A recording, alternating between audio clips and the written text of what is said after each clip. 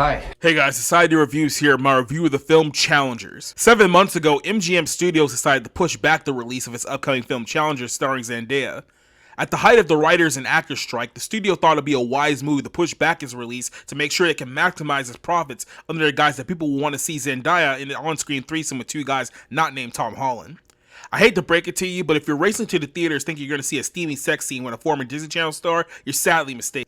There are so many problems with this movie. The decision to spend $55 million on its production budget is somehow not even in the top 5. What do you get when you take 3 unlikable characters and put them in a love triangle for 2 hours and 10 minutes where no one is going to identify with any of these characters unless you're a garbage human being? Well, you get the film called Challengers.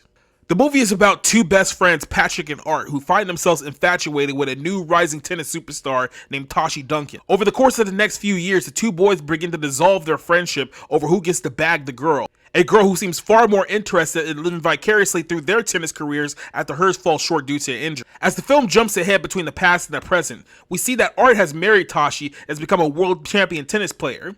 However, Art is suffering a long losing streak, and his marriage is beginning to crumble as a result. On the flip side, Patrick's life has completely fallen apart, but he joins a tournament in New Rochelle under the guise that he can win $7,000 and buy a place to stay.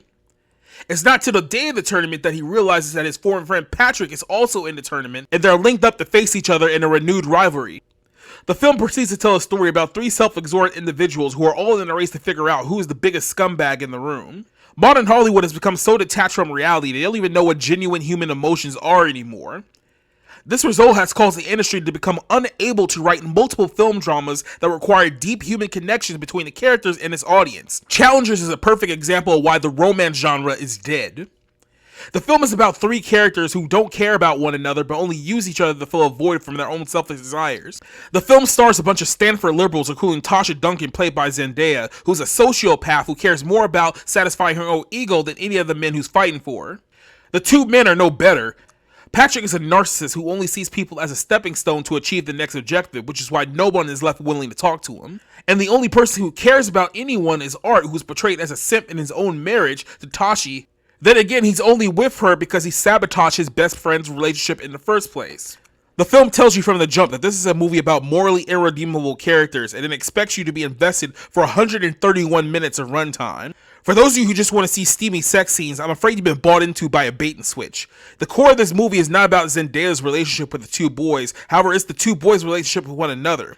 The film is filled with homosexual undertones and a lot of male nudity to satisfy an audience that can only be described as the gay fans of Degrassi. The film only gets worse from there. The story jumps all over the place with constant flashbacks between various time periods. One minute the film is taking place in the present time, and the very next scene it abruptly shifts to 13 years in the past before jumping back in the present time only to go back 7 more years in the past to the point where you feel like you're watching a movie that was cut and paste out of order. There's nothing romantic about this film. By comparison, it makes Hallmark movies look like the gold standard of modern romance. As far as the drama goes, this film is a teenage drama made with a bunch of 30-year-old adults. The chemistry of this film is so eye-rolling that you'll be asking yourself multiple times, what are you even watching? But don't let that excite you, because this is not a film that is so bad it's good. It's a film that's so bad it makes you question why you even continue to watch movies in 2024. Challengers is a cinematic black pill that will make you wonder if it's even possible to go back into the world of films that was created just 10 years ago. I give this film a 0 out of 5. Hey, come hang out with us later. Want me to come tuck you in? No, we just keep talking.